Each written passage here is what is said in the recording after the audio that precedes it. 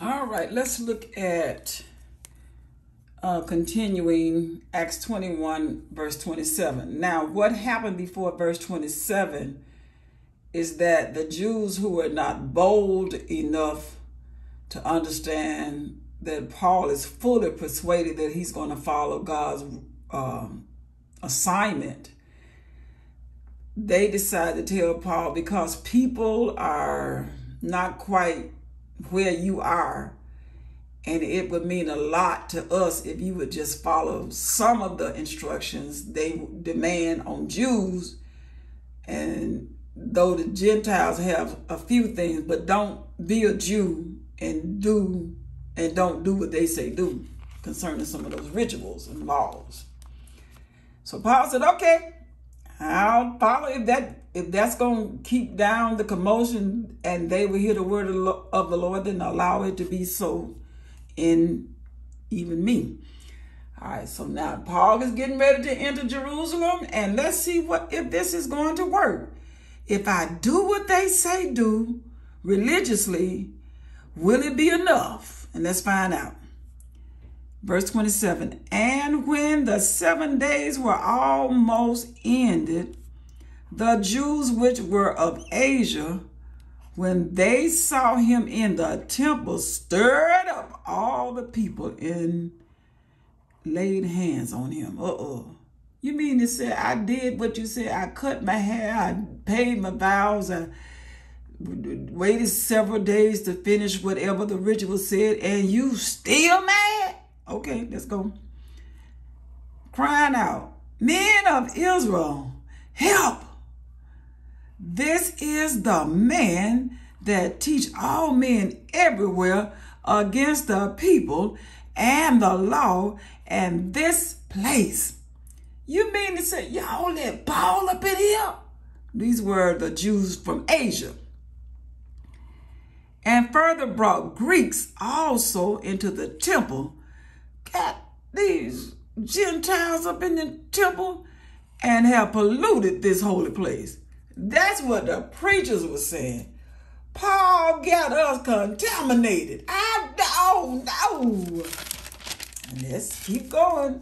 Paul did everything these folks said do and decided to do it as the way they wanted this. Okay, can we really please people who don't want to be pleased? All right, let's look. Let me see if I can straighten that out just a little bit. I want you to see all of this. For they had seen before with him in the city of Trophimus an Ephesian, whom they supposed that Paul had brought into the temple. And all the city was moved. These Asian Jews came in here and said, for they had seen before with him in the city of Trophimus an Ephesian, a person from Ephesus, whom they supposed that Paul had brought into the temple. They said, we saw a guy that was an Ephesian, and I think he came in with Paul. And all this city was moved, and the people ran together. And they took Paul and drew him out of the temple. Get out of here, Paul. And forthwith the doors were shut. Get out of here, Paul. Slam. And Paul did what they said do, like, wear this and don't do this. And Paul said, okay, I can do what y'all want me to do if that's what's going to make you hear the word. But see what happened? And as they went about to kill him, look at the preachers trying to kill a man of God. Tidings came, the word came to the chief captain of the band of the army, of the police station, that all Jerusalem was in an uproar, who immediately took soldiers and captains of soldiers, centurions, and ran down unto them. And when they saw the chief captain and the soldiers, they left beating of Paul. Paul said, I'll be getting beat for nothing. Hey, when you full of the devil, you are full of the devil. I don't care how many titles you got hooked to your name. Then the chief captain came near and took Paul, and commanded to be bound with 2 chains, and demanded who he was and what he had done. Man, what kind of commotion had we started in here? And some cried one thing and some another among the multitude. He did this, he did that, he did this. And when he could not know the certainty for the commotion or tumult, he commanded him to be carried into the castle. Take this man out of here. I don't know what these folk doing. I'm the chief of police and these folk acting so crazy. Democratic against Republican. I'm just stay with the word. 35. And when he came up on the stairs, so it was, that was born of the soldiers for the violence of the people. What is this saying?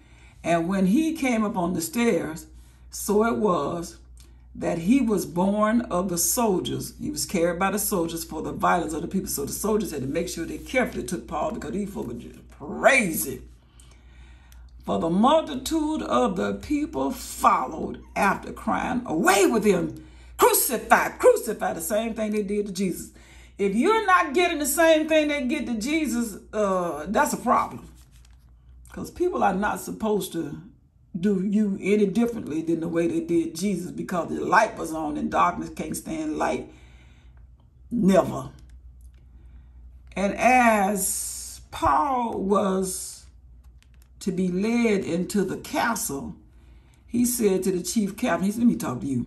May I speak unto you? Who said, can you speak Greek? The captain of the chief of police said, can you speak Greek?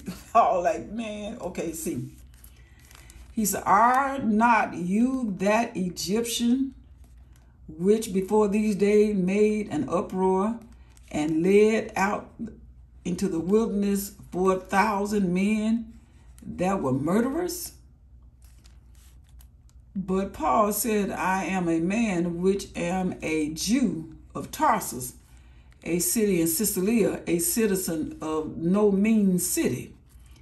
And I beseech you, suffer me to speak unto the people. He said, let me talk to these folk.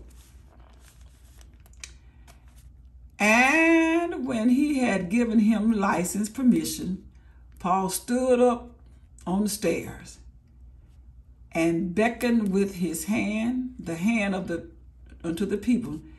And when there, last verse, was made a great silence. He said, I am not talking until you can hear. He spoke unto them in the Hebrew tongue, saying, ain't that good?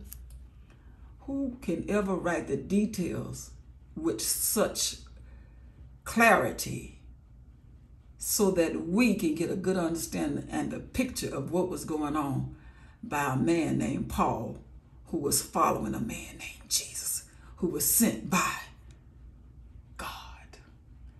It's time to get in chapter 22. Oh my God. Oh my God. Are we still doing the same thing today?